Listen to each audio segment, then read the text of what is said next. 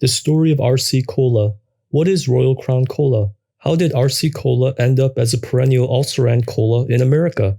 Did it ever have a chance to break out? Let's find out in this video. Our channel is dedicated to making business videos that introduce business concepts that might be helpful to you.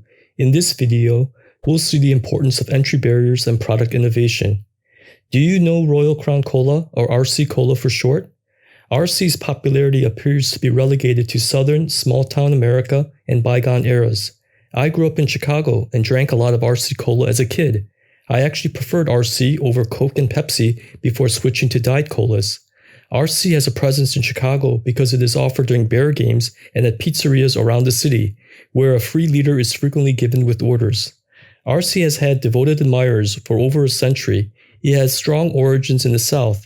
There's even a song dedicated to sipping an RC Cola with a moon pie. RC also has a presence in other countries including Estonia, Thailand, and Iceland. It is now one of the Philippines' best-selling soda brands. RC Cola, believe it or not, used to be one of the most innovative companies in the carbonated beverage industry. It was the first to introduce canned soda, caffeine-free soda, and 16-ounce soda. It was the first to popularize Diet Cola and the first to do countrywide taste testing. Brief history of RC Cola. Like Coca-Cola, RC Cola began in Georgia in the town of Columbus. Claude Hatcher was a pharmacist and a food distributor who co-owned the Hatcher Grocery Company with his father. The Hatcher sold a lot of Coca-Cola in the early 1900s, so much so that Claude believed he was due a discount. The local Coke agent refused the request, knowing full well that Coke was the most popular beverage in the country. Hatcher informed the salesperson that he had bought his last case of Coca-Cola. After months of experimenting in Hatcher's grocery's basement, Claude developed Royal Crown Ginger Ale, an effervescent rival to Coke. The regal-sounding drink quickly became popular, and Hatcher and his father became full-time soda bottlers. Claude's next venture was Chero Cola, a cherry-flavored cola that would pit him against the mighty Coca-Cola. With both drinks, Claude didn't attack Coke directly, but tried to compete with innovative new products. Coca-Cola was by far the most lucrative beverage business in America, even back in the early 1900s. In its early days, Coke was trying to grow its business as fast as possible. It was also steadily building high entry barriers for new competitors. These barriers included brand awareness, requiring high advertising budgets, large-scale bottling and storage facilities requiring huge capital investments, and extensive distribution channels such as soda fountains and pharmacies in the 1900s, and supermarkets, gas stations, restaurants, including fast food chains today. Coke's success in the 1900s attracted a slew of imitators. These imitators included such as Coke-Ola, Co's Cola, Candy Cola. With its deep pockets, Coke began suing imitators for trademark infringement. Coca-Cola sued over 500 cola producers over the following 3 decades, and usually won. Chero Cola was also targeted. Claude Hatcher fought the lawsuit for several years while expanding Chero Cola's distribution to over 700 franchise bottlers. Hatcher would not be driven out of the business. In 1923, a judge ruled Chero Cola was infringing on Coke's trademark. Sales of Chero dropped after cola was removed from its name. After a few years, Hatcher renamed the firm after his most successful fruit drink, Knee-High, another innovative carbonated beverage that differentiated itself from Coca-Cola. The Great Depression harmed Knee-High sales, as well as other soda businesses. Claude Hatcher died in 1933, leaving Knee-High in the hands of H.R. Mott, the company's sales director. Mott was an astute businessman. He immediately focused the company's efforts on its top sellers. He also relaunched Chero Cola without the cherry flavor under a new name, Royal Crown, in 1934, and sales soared tenfold over the next several years, but it could never rival Coke and Pepsi Cola. The middle of the 20th century gave Knee-High victory after victory. The courts concluded in 1944 that Coke did not own the word cola, allowing Royal Crown to become Royal Crown Cola, or RC Cola. With countrywide distribution and sales on the rise, Knee-High poured money into print and television advertisements starring celebrities such as Bing Crosby, Joan Crawford, Shirley Temple, Lucille Ball, and Rita Hayworth. RC Cola held public taste tests around the country and pronounced itself the victor. It was the first time a beverage company had done something like this. RC gradually crept its way into soda fountains and grocery shelves. It continued to innovate to remain top of mind with consumers. It was the first firm to offer soda in aluminum cans on a national scale in 1954. Soon after, it began selling soda in 16-ounce bottles. Knee-High renamed itself the Royal Crown Cola Company in 1959 to highlight its best-selling beverage. While RC had made great headway, it would continue to lag behind Coke and Pepsi as long as it sold a similar beverage because retailers were reluctant to shelf a third cola. The rise and fall of Diet Right.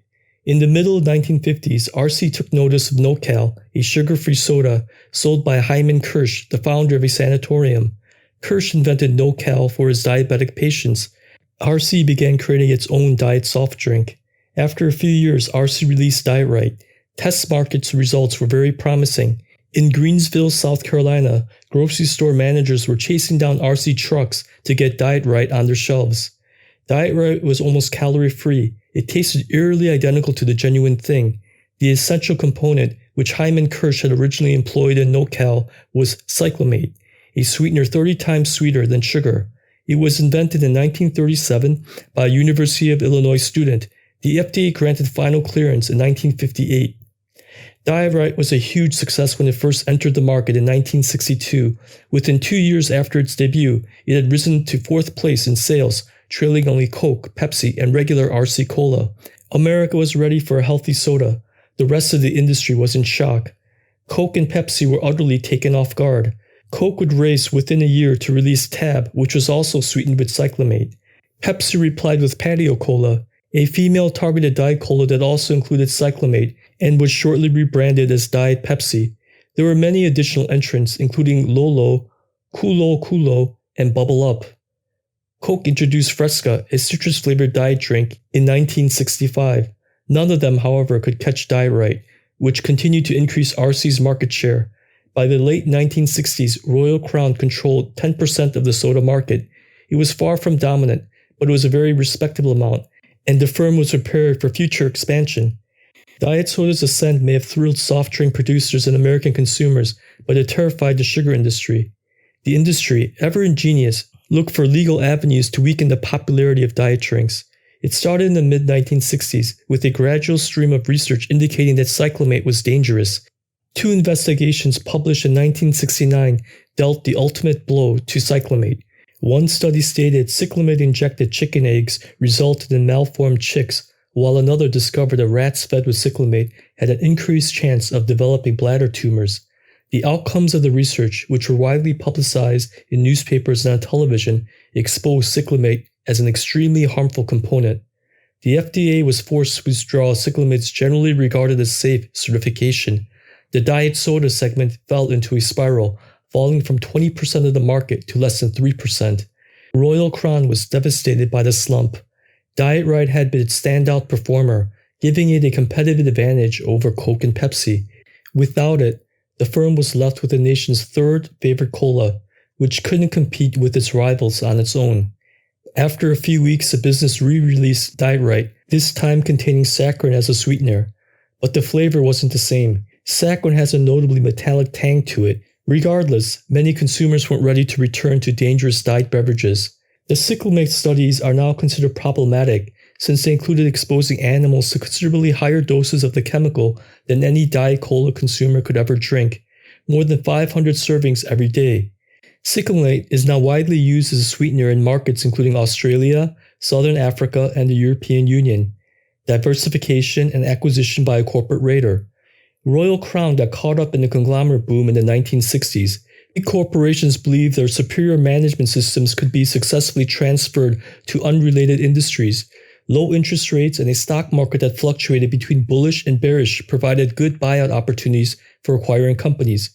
The poster child for the conglomerate boom in the 1960s and 70s was ITT, International Telephone and Telegraph, which grew through hundreds of acquisitions in diversified industries. A little late to the bandwagon, RC2 began to diversify, vowing never to invest so many resources behind a single product again. RC acquired 2 fruit juice producers and 7 home furnishing firms. By the mid-1970s, mirrors, picture frames, floor tiles, and cabinets accounted for about a quarter of Royal Crown Cola's revenue. Royal Crown purchased Arby's in 1976. That acquisition made sense since it would provide the corporation with a market for its fountain drinks. However, Royal Crown mishandled the acquisition, bringing burgers and other traditional fast food items to a brand known for roast beef sandwiches, thereby confusing its customers. Victor Posner, a millionaire corporate raider, purchased Royal Crown in 1984. Probably the most famous corporate raider was Edward Lewis, the character played by Richard Gere in Pretty Woman. Corporate raiders, nowadays called vulture capitalists, typically buy diversified conglomerates, sell off underperforming businesses, and ruthlessly cut costs to the bare bone. During his 9 years as CEO of Royal Crown, Posner decreased the company's marketing budget. Eventually, the government convicted him on tax evasion charges in 1987, and shortly after, he was probed for insider trading. While Royal Crown was busy cutting costs and making juices and furniture, Coca-Cola and Pepsi were pouring millions of dollars into an unprecedented marketing arms race, taste testing and TV advertisements, Coke with Bill Cosby and Pepsi with Michael Jackson. With a limited advertising budget, RC just couldn't compete. Throughout the 1980s and 1990s, Royal Crown continued to lose market share. As the two behemoths expanded, they struck partnerships with merchants that guaranteed them significant shelf space. They began paying slot fees and gave special discounts to supermarkets, a practice that continues to this day. If you've ever wondered why Coke and Pepsi dominate the beverage aisle, it's because they frequently pay for it. These efforts raised the industry's entry barriers even higher. RC was bleeding shops. Unsuccessful comeback under a new company. After Posner's departure, RC attempted a comeback. It substantially increased its advertising and product development budget. Its first attempt to boost sales was RC Draft, a so-called premium soda using cane sugar in 1995. Consumers didn't see what was so premium about the drink, and it was discontinued within a year. Cadbury Schweppes purchased RC in 2000 and transferred to its Dr. Pepper Snapple group. In the years afterwards, RC has released a few enhanced colas, as well as low-calorie choices. None of these were truly innovative beverages that could excite consumers and persuade retailers to stock them. No RC product is now on the bestseller list. Nowadays, Royal Crown Cola is prominent in only southern states and Chi-Town. It's anyone's guess how much more successful RC could have been without the cola trademark ruling and the cyclamates health scare. Have you tried RC Cola? Are there other factors for RC's failures? Please comment below. Thank you for watching our video. If you enjoyed our video, please subscribe and click the bell icon for more videos like this one. And before we sign off, here's another interesting business video you might like.